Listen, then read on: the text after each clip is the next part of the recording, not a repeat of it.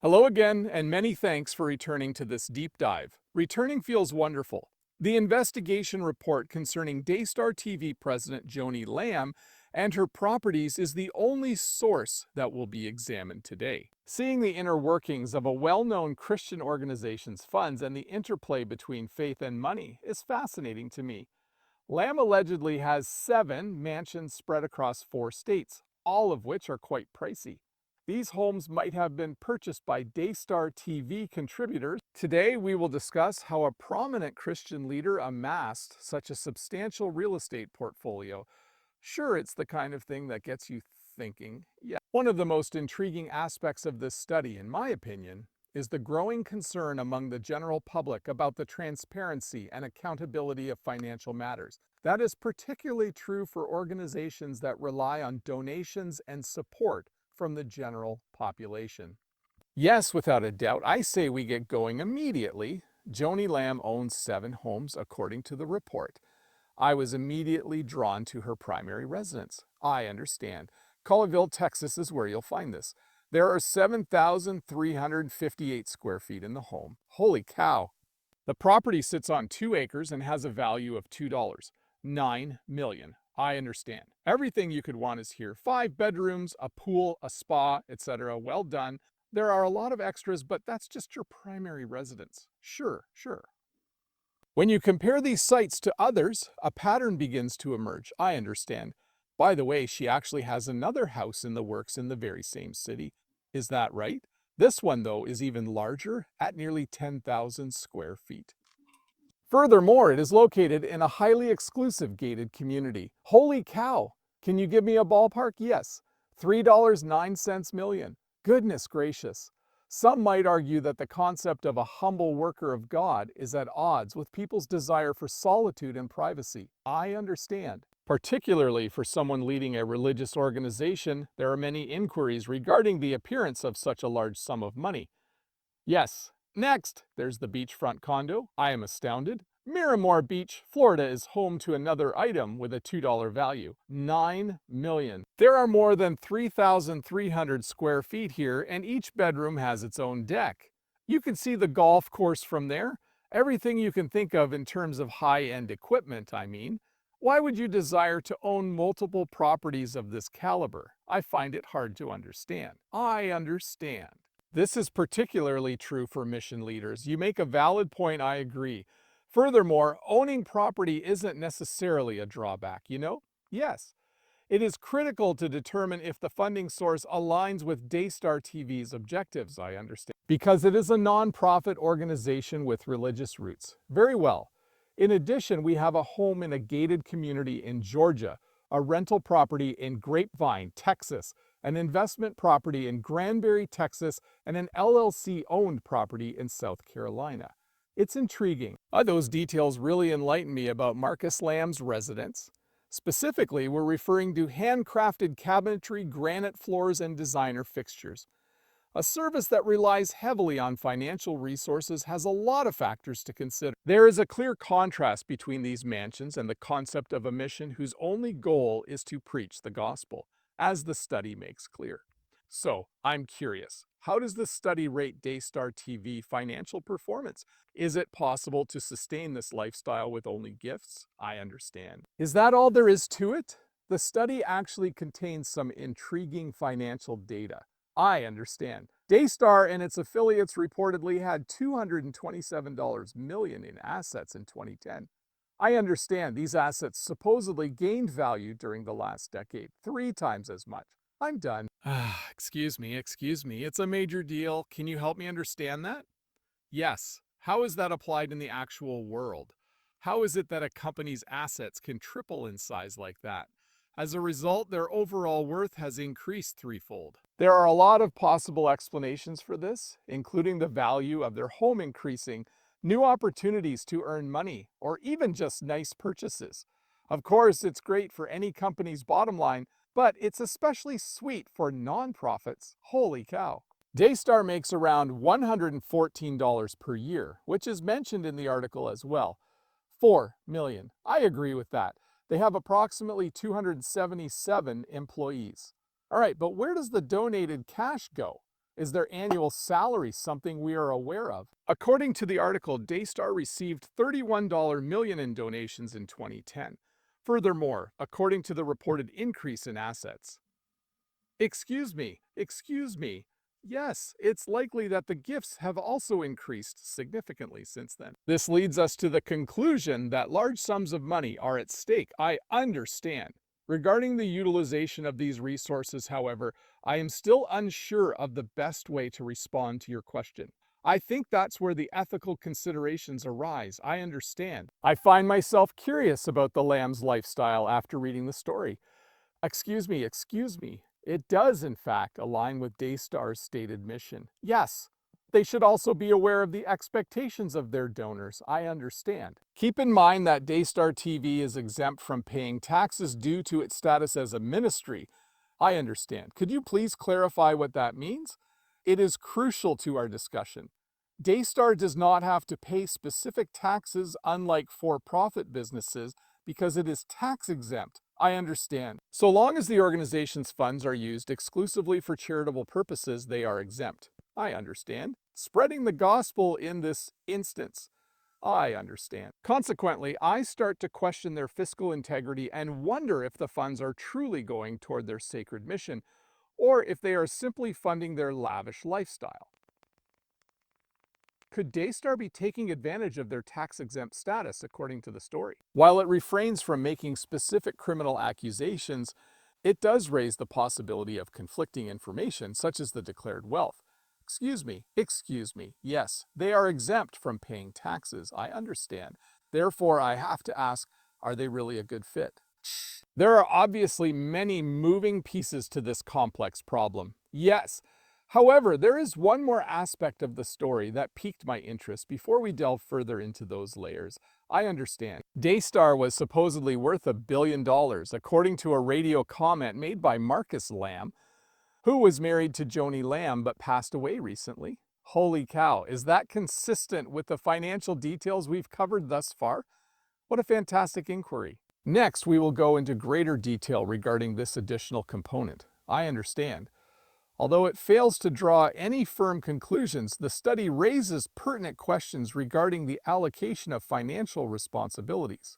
Yes, the Daystar TV inside, I understand. Part 2 of our in-depth exploration will focus on examining wealth and faith from a broader perspective and delving further into the potential differences between the. We just discussed how the figures that have been provided don't seem to corroborate Marcus Lamb's assertion that Daystar was worth $1 billion, despite the fact that their wealth quadrupled. Please tell me your thoughts on this distinction. Despite the apparent strangeness of this point, keep in mind that valuing a company, particularly one as complex as Daystar with its many assets and revenue streams, can be challenging. There may be omissions in the report that cause the assessed value to be higher than it actually is. I agree, that is correct. Thanks to this comment and the pictures of the wealthy person's life in the report, the prosperity gospel has been in the spotlight. Please elaborate on what you mean and how it relates to Daystar. Sure thing.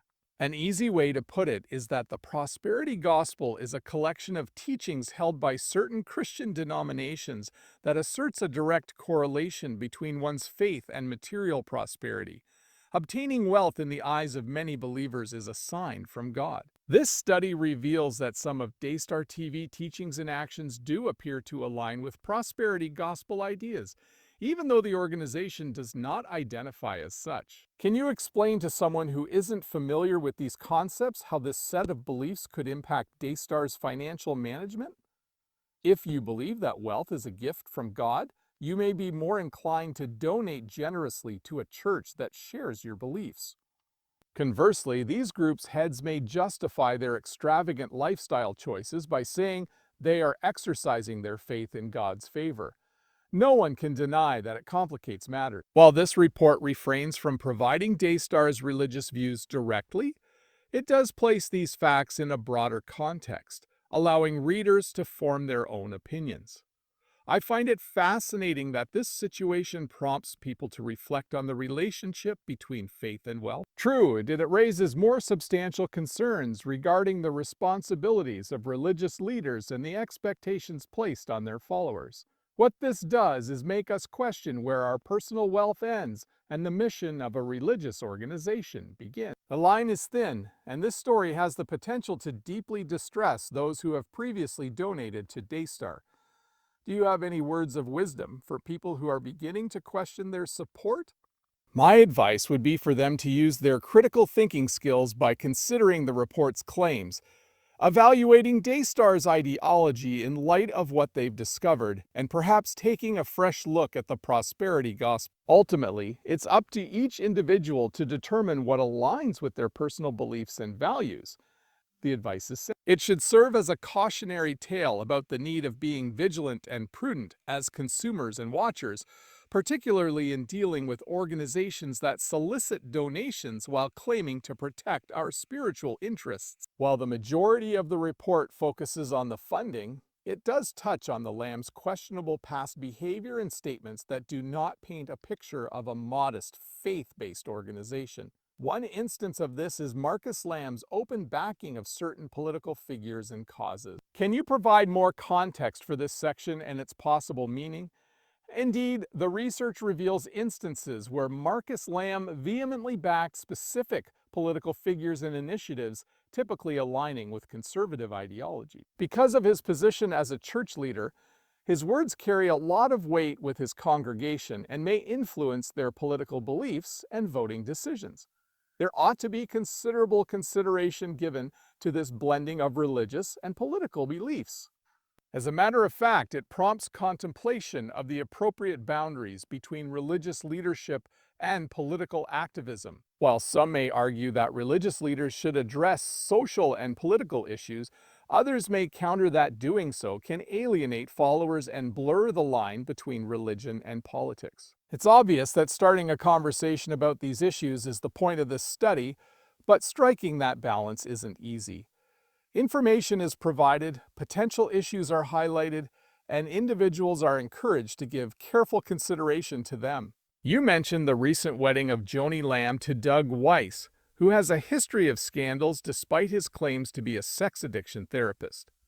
I found this interesting. What does this data have to do with the plot of the report? It is becoming more difficult to distinguish between the Lambs' private decisions and their public persona as leaders of a prominent Christian mission, as this information appears to be presented in the report as just another complex aspect of their life. What makes the article about Joni Lamb and Daystar TV so intriguing is how it weaves together details that at first glance appear unconnected, such as her extravagant lifestyle, financial woes, political endorsements, and personal decisions. Is there a particular reason why this data was presented in this way? I take it as a goal of the report to challenge the simplistic portrayal of religious people and groups. Fans are encouraged to delve deeper and acquire a more comprehensive understanding of the individuals and organizations that impact our religious beliefs and practices through the show.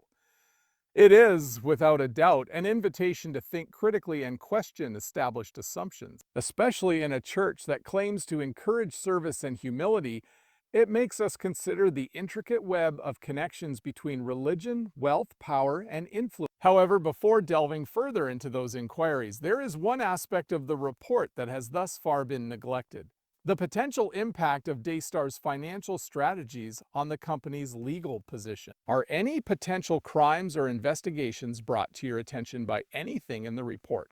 The article does not specify whether Daystar is the subject of an investigation or a loss. Their financial practices raise questions about compliance with nonprofit regulations and the possibility of scrutiny from regulatory agencies. It is not filing formal charges, but it is drawing attention to matters that could attract law enforcement's attention.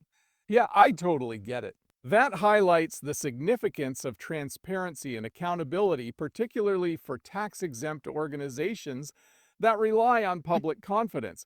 It should be a stark reminder that all communities, including religious ones, are subject to the same legal and moral standards as the rest of society. Very well. This research shows how the regulations and policies that govern these groups can be better examined when they are subjected to greater public interest and scrutiny. This in-depth look at Daystar TV and Joni Lamb's property holdings is fascinating. There are a lot of moving pieces to this story that must be resolved.